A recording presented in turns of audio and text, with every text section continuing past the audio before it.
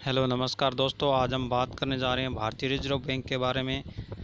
और इन reserve bank कौन सन के अंदर इसकी स्थापना की गई और किस कमीशन के सामने इसकी रिकमेंडेशन की गई और कौन से विश्व के महान अर्थशास्त्री थे जिन्होंने इस कमीशन के सामने इसकी रिकमेंडेशन की गई।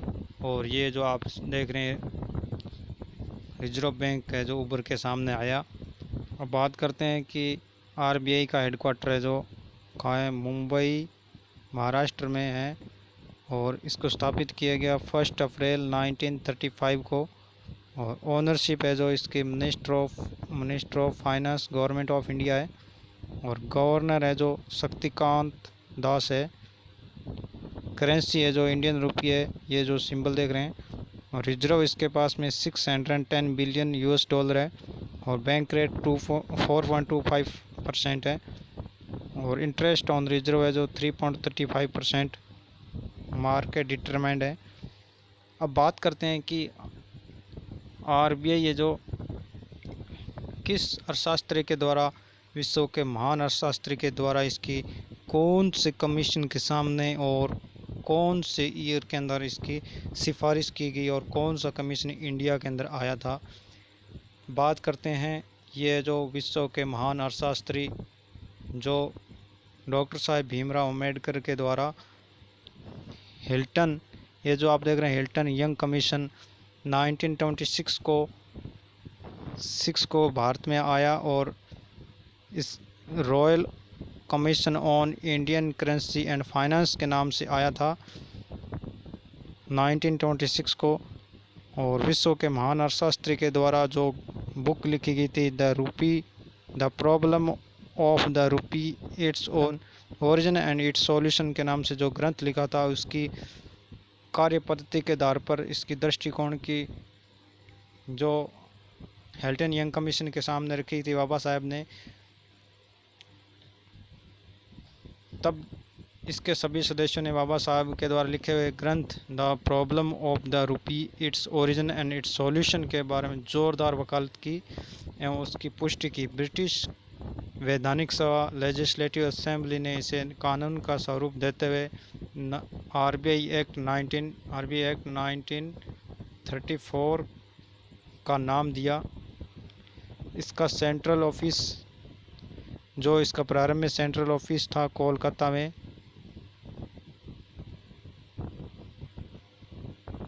में था और एक निजी बैंक, प्राइवेट बैंक के रूप में था। सन 1949 के अंदर गवर्नमेंट ऑफ इंडिया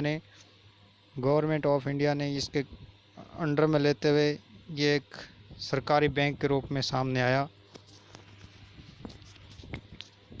अब बात करते हैं ये लोगो देख रहे हैं, ये the problem of the rupee, its origin and it's solution के द्वारा सॉल्यूशन बुक का एक ये लोगो है जो बाबा साहब के द्वारा लिखी गई थी। अब बात कर रहे हैं कि आरबीआई ये जो कौन से एक्ट के तहत बड़े से बड़ा नोट है जो छाप सकता है। जो करंट के अंदर 2000 का नोट है जो आपको दिखाई देगा 2016 के अंदर करेंसी डाउनफॉल करके नरेंद्र मोदी ने 2000 का बड़े से बड़ा नोट निकाला था। इससे बड़ा अगर नोट आरबीआई एक्ट 1934 के तहत 10,000 का अभी बड़े से बड़ा नोट बना सकती है जो 1934 के अंदर है। और अगर इससे बड़ा नोट बनाना है तो ये 1934 एक्ट है, इसको आरबीआई एक्ट है जो आरबीआई एक्ट 1934 है, इसके अंदर बदलाव करना पड़ेगा। उसके बाद में इससे 10,000 से बड़ा नोट बना सकती है गवर्नमेंट ऑफ आरबीआई ये जो। अब बात करते हैं कि नोटों की छपाई कहाँ होती है इंडिया के अंदर। नोटों की छपाई महाराष्ट्र के नासिक में होती है और मध्य प्रदेश के देवास में होती है और कर्नाटक के मैसूर में और बेंगलोर, वेस्ट बंगाल के सालावनी में होती है। जिसके नासिक और देवास है जो जिसकी देखरेख गवर्नमेंट ऑफ इंडिया करती है। इंडिया की देख रेख में ये नोटों की छपाई की जाती है। और बाकी ये दो जगह हैं, मैसूर और सावलबोनी कर्नाटक और वेस्ट बंगाल की, ये आरबीआई की देख रेख में नोटों की छपाई करता है। अब बात करते हैं कि भारतीय रिजर्व बैंक के पास में जो फॉरेन रिजर्व के रूप में, जो फॉरेन एक्सचेंज रिजर्व के रूप में कितनी विदेशी जमा पूंजी है, जो जिसके आधार पर भारतीय नोटों को ज़्यादा से ज़्यादा जारी कर सकता है आरबीआई। ये जो गोल्ड देख रहे हैं, ये आरबीआई के पास में समथिंग 6530.110 टन गोल्ड है, जो बैंक ऑफ लंदन के पास में रिजर्व है, रखा हुआ है आरबीआई के द्वारा।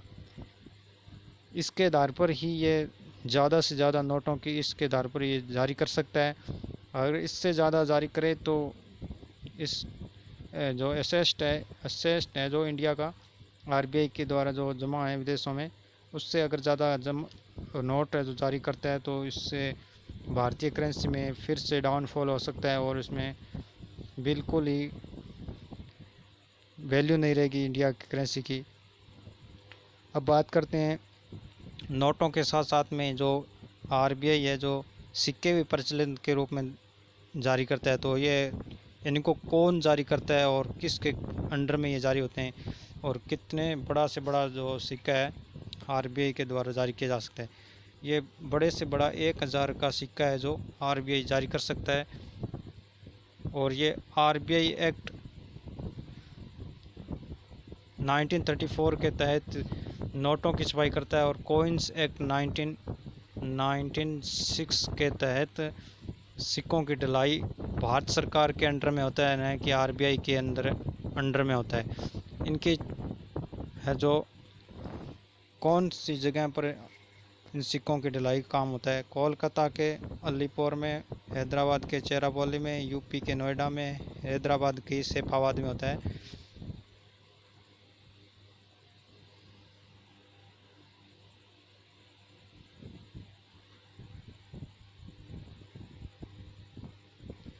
थैंक यू दोस्तों, ये आप वीडियो देखने के लिए आप सभी का धन्यवाद। और ये अगर ये सूचना अच्छी लगे, ये जो इन्फॉर्मेशन दी कि हमारे द्वारा अच्छी लगे, तो लाइक और शेयर करें, और धन्यवाद।